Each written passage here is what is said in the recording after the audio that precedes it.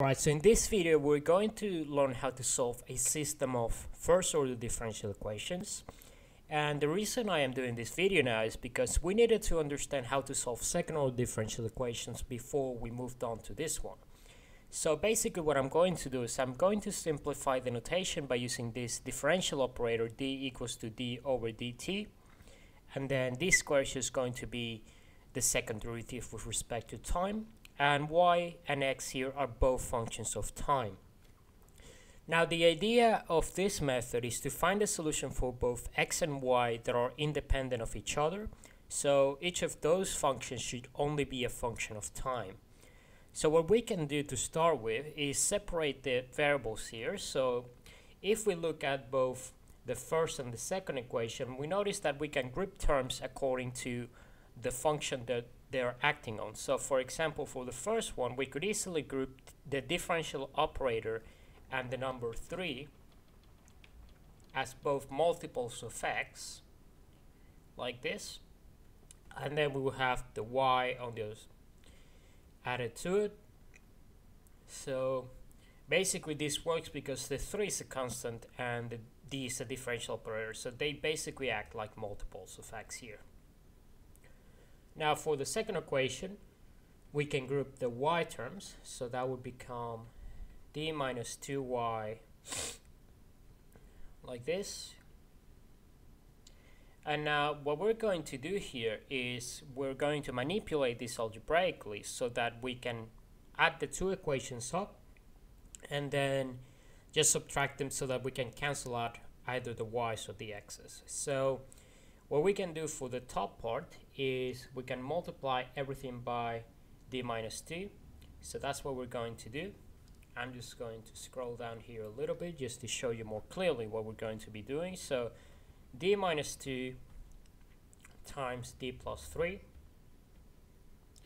x plus 2 d minus 2 y equals to 0.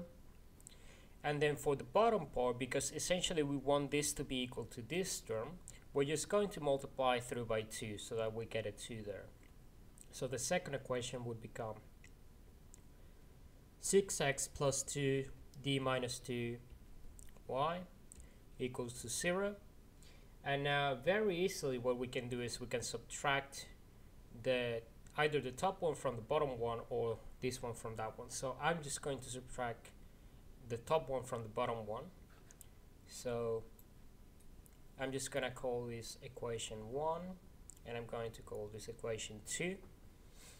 So we're going to have 6x minus this whole thing, so these two terms cancel out, and then we're left with d minus 2 times d plus 3 x equals to 0.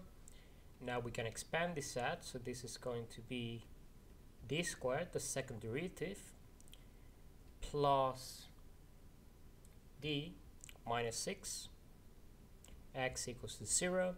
And then if we expand everything out, we should get the following after rearranging the terms on the other side: d squared x plus dx minus 12x equals to 0.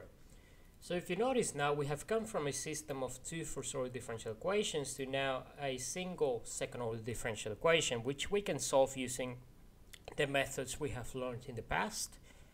So in this case, we have a homogeneous equation with constant coefficients.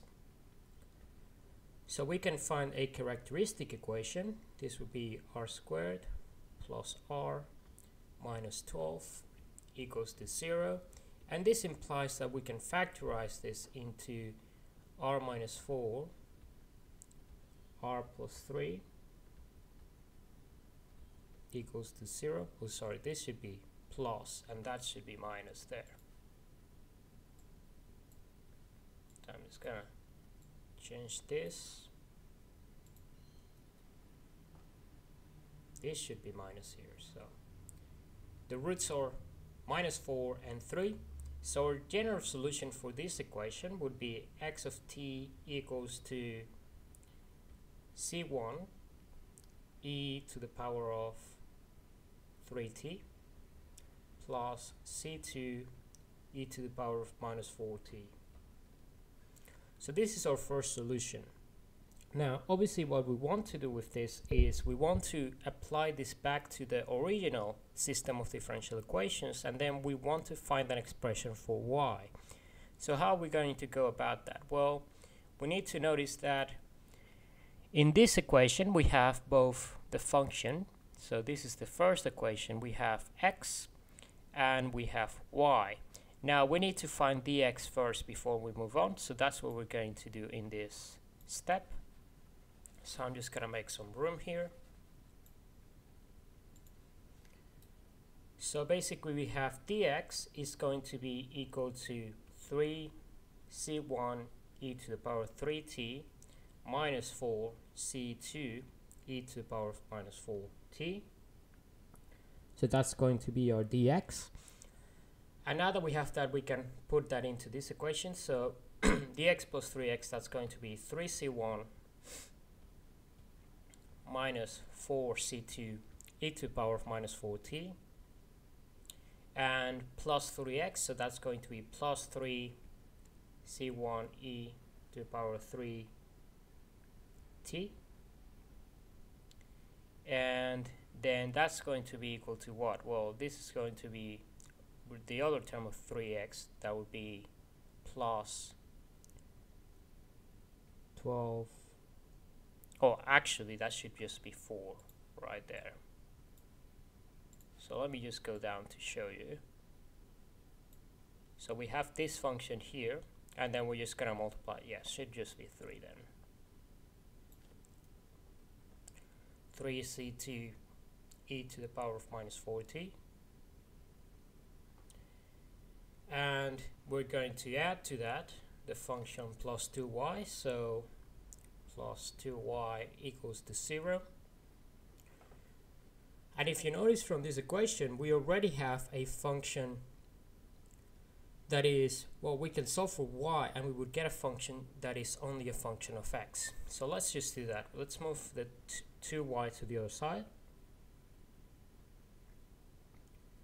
So we're going to have this is going to become 6c1 e to the power of 3t.